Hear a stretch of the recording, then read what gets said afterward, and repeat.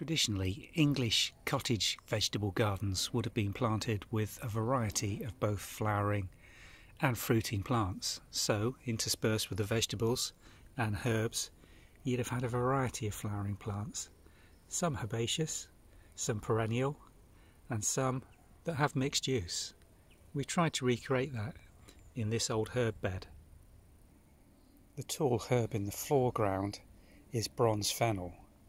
This will, once established, seed freely amongst other plants in your garden.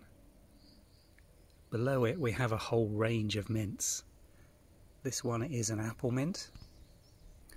This slightly darker broaded leaf is a peppermint. And the border also contains the traditional spearmint, known for mixing in mint jelly and lamb and mint sauces. Running almost wild through this old herb border is this French tarragon, which grows up at this time of year to around 3 feet. And then in the back of the border we've got these herbaceous geraniums, just running very gently through the base of the fennel, almost as an underplanting. But this has occurred completely naturally. It wasn't really planned, it's just where it was seeded and allowed to come up. There's oxeye daisy coming up in the mix. We've got little clumps of chives. These have been peppered around the outer edge of the border just to give these highlights of colour. More geranium in this spot, again as an underplanting to this young bronze fennel. This is only around 3 feet tall currently, but it will make 6 or 7 in subsequent years. And then peeping over the back, the old traditional cottage standard peony, self-supporting in amongst this dense planting. The centre column, a beautiful old English quartered shrub rose. Not certain what this one is, it's been here for so many years now. It was pruned hard back last year to around 3 feet and is now only just coming into bud and flower. But as it does open, it will be a complete canopy of these most beautiful pale pastel pink splashed with deeper rose pink centres, and the scent off this is just incredible. It's quite a large established plant as well and forms a really good central eye-catching feature in this herb border. And then behind it we're into the vegetable area of our traditional cottage garden, and just look at the splash of colour being produced from those foxgloves at this time of year.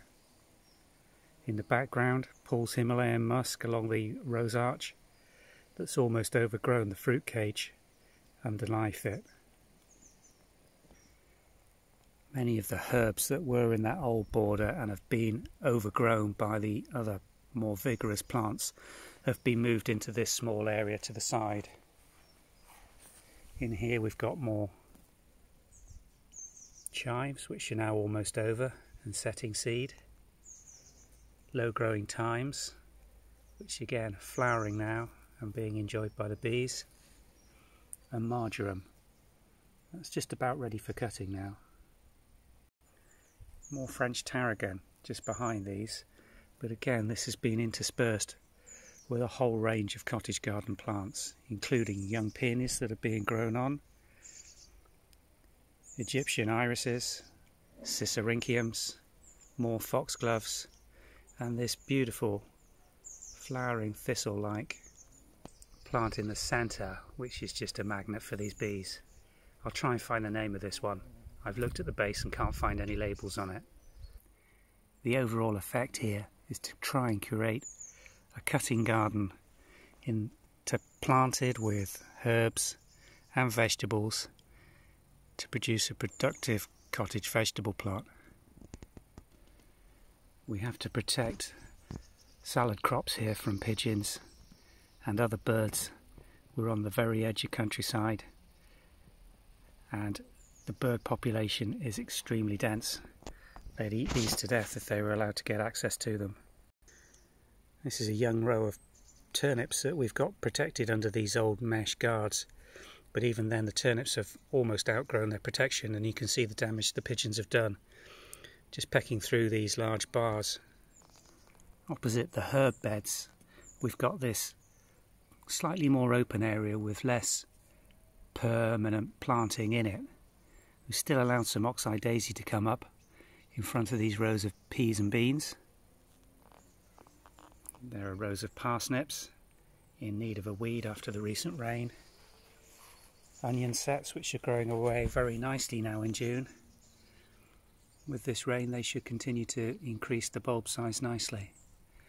And then some rows of potatoes which are bounded by these currant bushes down one side, and at the back wall we've got our taberries and loganberries on wires, which are now just coming into fruit and again being enjoyed by the local bird population. First of the red currants are starting to ripen on these bushes. We tend to grow these plants here as almost sacrificial offerings to the birds to keep them distracted from the more established bushes that are growing in the fruit cage. Over the coming week or so, the Paul's Himalayan musk, which is overgrowing the rear of the fruit cage, should be 9/10 over, and we'll be able to cut back some of the boughs that are falling down over the trellis supports into the fruit area, and that will allow us to get the plastic mesh netting over the top of this cage to keep most of the birds out. It's got an excellent crop of gooseberries coming on here. These bushes have been established for about 3 or 4 years. They fruit really heavily, and there's no problem with the birds until they start to soften and sweeten. In the centre of the fruit cage is my main red currant bush. It's not showing any colour on any of the berries, although you can already see some have been pecked off by the birds in this area. And I'm really pushing the boundary of how late I can leave to apply the netting if I'm going to want to crop any of these fruits. The main raspberry crop is still a couple of weeks away from showing any colour. There's no need to net this just yet. But the taberries and loganberries on the back wall are really in their full fruiting season now and need picking at least daily if you're going to save the majority of these from the pigeons, squirrels and blackbirds that love them so much. There are probably 6 or 7 plants along this wall. It runs for about 60 feet. Taberries will root very easily anywhere they touch down on the ground. Those new growths coming across from the bottom of the plants, if left in contact with the soil, will give you a new plant. So it's been quite easy and cheap to establish many plants along this wall. For that reason we tend not to net this fruit and still manage, despite the bird population, to pick ample for pounds and pounds of jam. The globe artichokes are coming into season now, and these ones should be picked over the next week to 10 days before they get too big or open up too much. And that's it really, the vegetable garden in the middle of June.